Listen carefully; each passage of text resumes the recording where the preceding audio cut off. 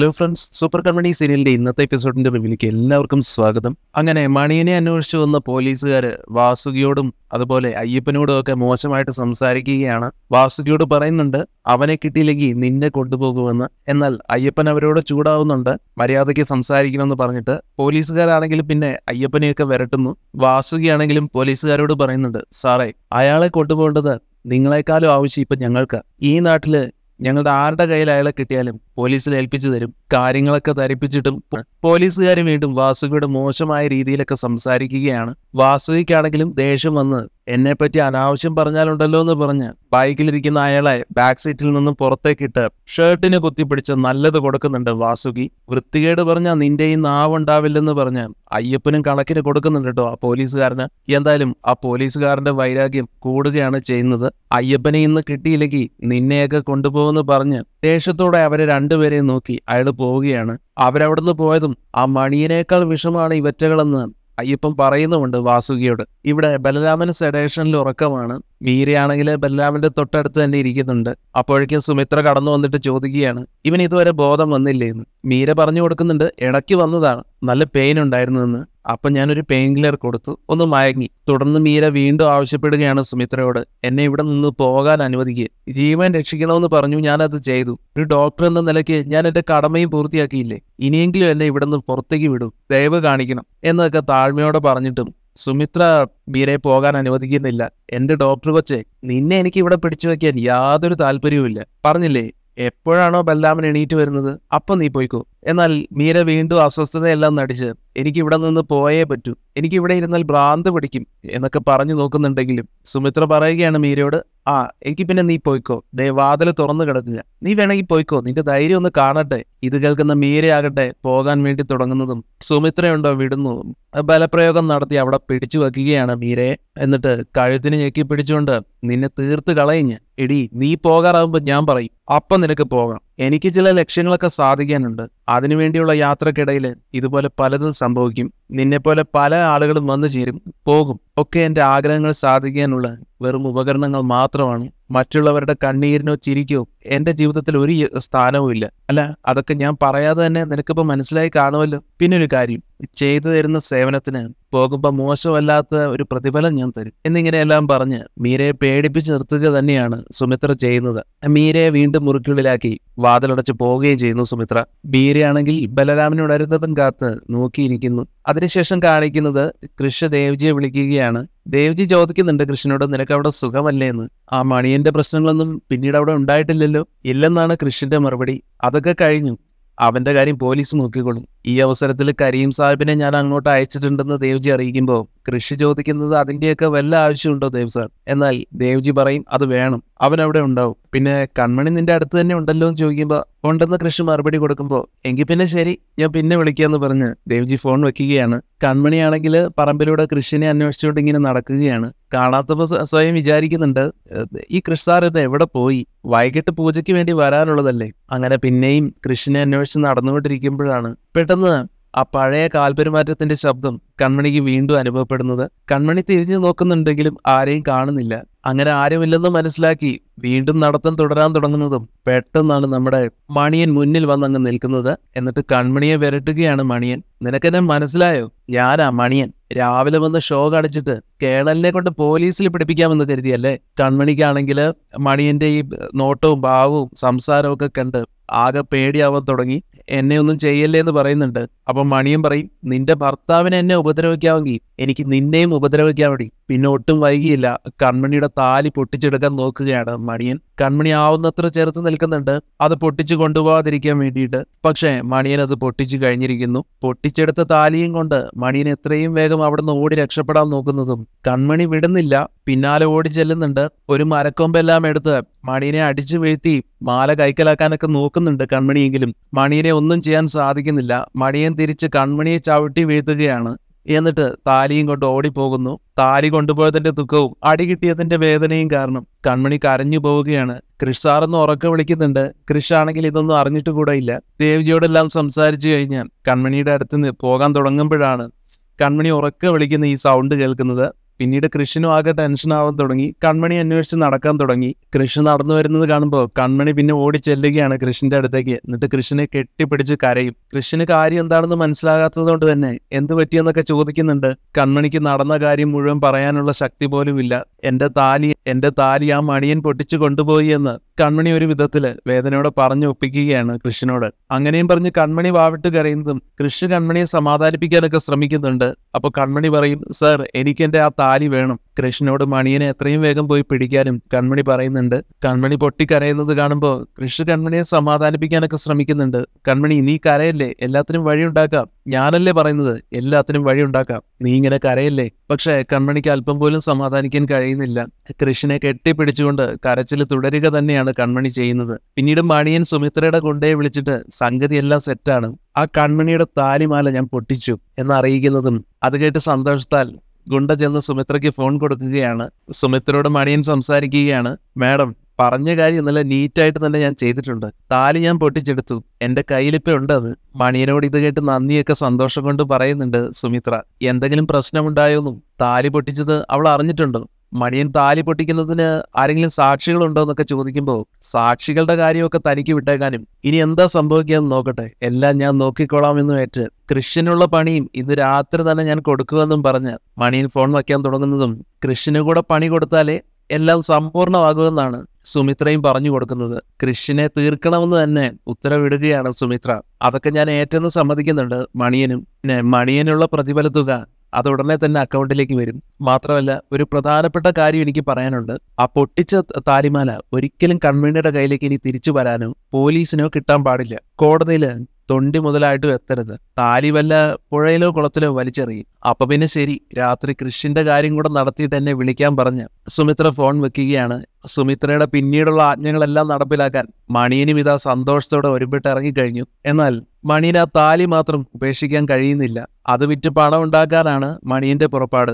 മാല ഇന്നോ നാളെയോ തന്നെ കച്ചവടമാക്കാനുള്ള നീക്കത്തിലാണ് മണിയൻ നിൽക്കുന്നത്. അതിനുശേഷം കാണിക്കുന്നത് കൃഷ്ണൻ കൺമണിയും സങ്കടപ്പെട്ടിരിക്കുകയാണ്. കേണലാണെങ്കിൽ പോലീസിനെ വീണ്ടും വിളിച്ച് അവരെ കൊണ്ട് നിർബന്ധിതരാക്കുകയാണ്. മണിയനെ എത്രയും വേഗം അറസ്റ്റ് ചെയ്യാൻ വേണ്ടി പറഞ്ഞിട്ട് കൺമണിയെ ഹോസ്പിറ്റലിലേക്ക് പോകാമെന്ന് പറഞ്ഞ് കൃഷി വിളിക്കുന്നുണ്ടെങ്കിലും കൺമണി പറയുന്നത് എനിക്ക് ഹോസ്പിറ്റലൊന്നും പോകണ്ടെന്നാണ്. എനിക്ക് എന്റെ താലി വേണം സർ, പ്ലീസ്.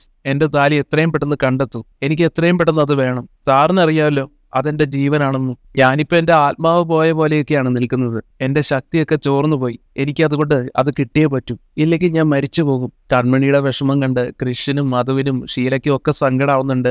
ഷീല പറയുന്നുണ്ട്, വരദുർഗയുടെ കാവില് പൂജ നടക്കുന്ന ദിവസം തന്നെ താലി നഷ്ടപ്പെടുക എന്നൊക്കെ വെച്ചാൽ എന്തോ ഒരു ശകുനക്കേട് വരാനിരിക്കുന്നതിന്റെ സൂചനയാണ് ഇതൊക്കെ. എന്നാൽ കേണലിന് ദേഷ്യം വരുന്നുണ്ട് ഷീലയുടെ വാക്കുകൾ കേട്ടിട്ട്. ഒരാൾ വിഷമിച്ചിരിക്കുമ്പോ വീണ്ടും അതിൽ തീ കോരിയിടാൻ നോക്കുന്നു എന്ന് പറഞ്ഞ് ഷീലയെ വഴക്ക് പറയുകയാണ് കേണൽ. തുടർന്ന് കൺമണിയെ ആശ്വസിപ്പിക്കുന്നുണ്ട് കേണൽ. മോളെ കൺമണി, നീ സങ്കടപ്പെടാതിരിക്കും. പോലീസ് ഉടനെ ടീമിനെ കൂട്ടിക്കൊണ്ട് വരുന്നുണ്ട്. ഉടനെ തന്നെ അവർ മണിയനെ കണ്ടെത്തും. എന്നാൽ കൺമണി കേണലിനോട് പറയും, എനിക്ക് അതുവരെ ഒന്നും കാത്തിരിക്കാൻ പറ്റില്ല സർ. പിന്നെ അതുമല്ല, ആ ദുഷ്ടൻ അത് നശിപ്പിച്ച് കളയും. അങ്ങനെ സംഭവിച്ചാൽ പിന്നെ ഞാൻ ഉണ്ടാവില്ല. ഇത് കേട്ട് കൃഷ്ണനൊക്കെ പേടിയാവുന്നുണ്ട്. കൺമണി എന്ന് വിളിക്കുമ്പോൾ കൺമണി കൃഷ്ണനോടും പറയുകയാണ്, സത്യമാണ് സർ, ഞാൻ പറയുമായിരുന്നല്ലോ ആ താലി എനിക്ക് എന്റെ ജീവനായിരുന്നു, എന്റെ ശരീരത്തിന്റെ ഒരു ഭാഗമായിരുന്നു. രാവിലെ ഉണരുന്നത് അത് കണ്ണിൽ വെച്ചിട്ടായിരുന്നു, രാത്രി ഉറങ്ങുന്നതും അങ്ങനെ തന്നെയായിരുന്നു. എല്ലാം എന്റെ കയ്യിൽ നിന്ന് പോയതുപോലെ. എന്റെ മുമ്പിൽ ഇപ്പൊ ഇരുട്ട് മാത്രമേ ഉള്ളൂ.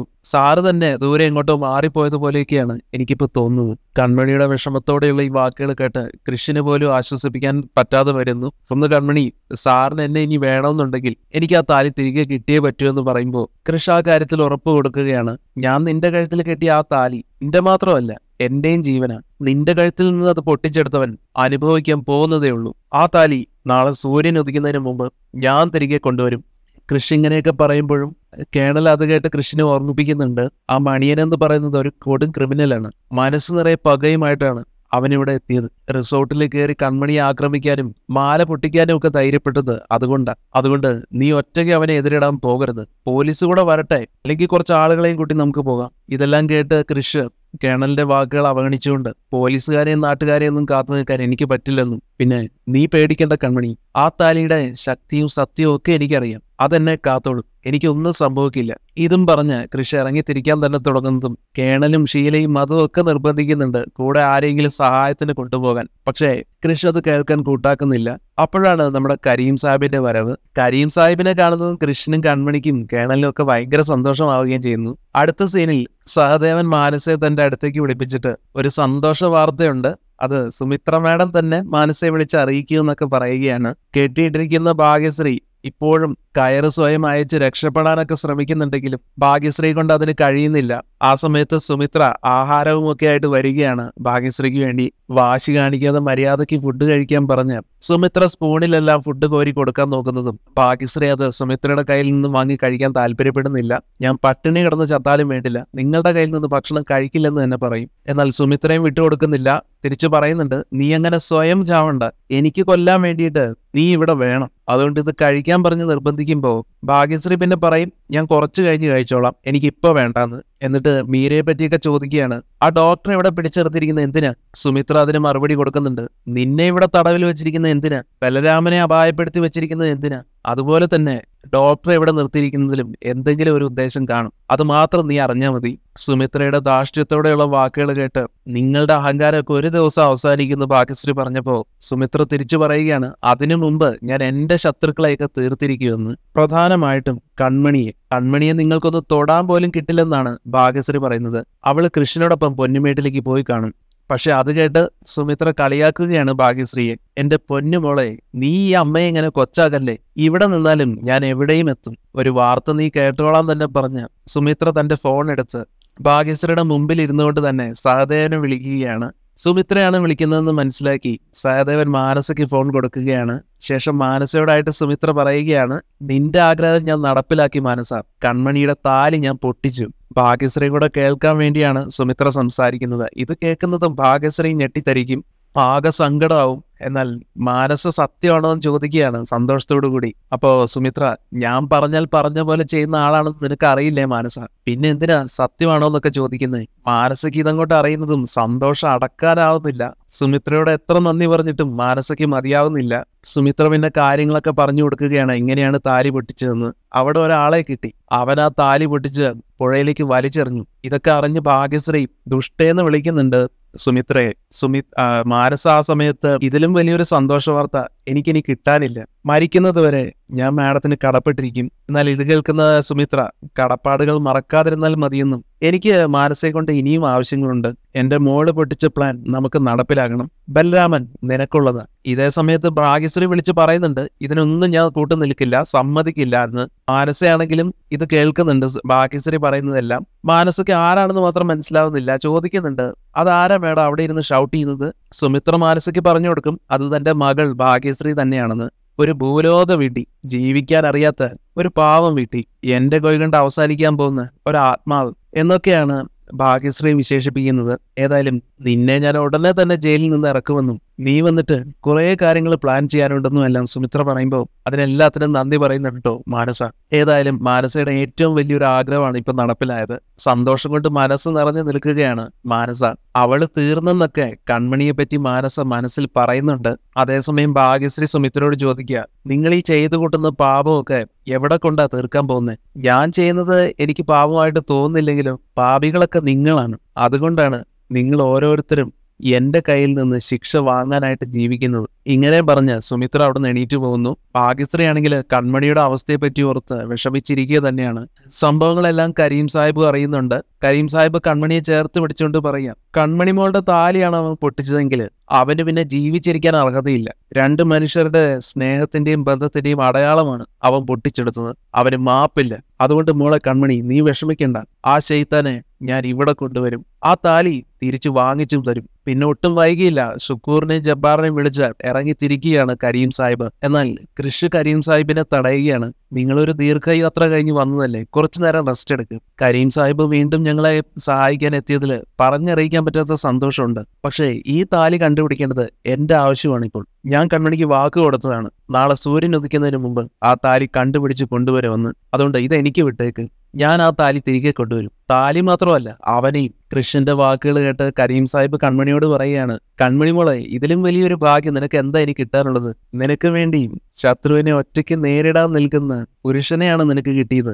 അതുകൊണ്ട് ഉറപ്പാ, പറഞ്ഞതുപോലെ തന്നെ കൃഷ മണിയനെ നിന്റെ മുമ്പിൽ കൊണ്ടു നിർത്തും. പക്ഷേ കരീം സാഹിബ് ഇവിടെ ഉള്ളപ്പോൾ കൃഷ്ണനെ ഒറ്റയ്ക്ക് വിടില്ല. എത്ര തന്നെ നിർബന്ധിച്ചാലും ഞാനത് സമ്മതിക്കില്ല. അതുകൊണ്ട് കൃഷ്ണനെ, നമ്മൾ ഒരുമിച്ചാടാ പോകുന്നത്. നീ തനിച്ച് പോകണ്ട, നമ്മൾ ഒരുമിച്ച് പോകും. കൺമണിയും കൃഷ്ണനോട് അത് തന്നെയാണ് പറയുന്നത്, കരീം സാഹിബ് കൂടെ വരട്ടെ എന്ന്. കൃഷ്ണൻ പിന്നെ അതിന് സമ്മതിക്കുകയാണ്. ഇവിടുത്തെ സ്ഥലങ്ങളൊക്കെ അറിയാവുന്ന ഒരാൾ കൂടെ ഉണ്ടെങ്കിൽ കൂടുതൽ നന്നായെന്ന് കരീം സാഹിബ് പറയുന്നത് കേട്ടിട്ട് മധുവും കൂടെ അവർക്കൊപ്പം ചേരുന്നു.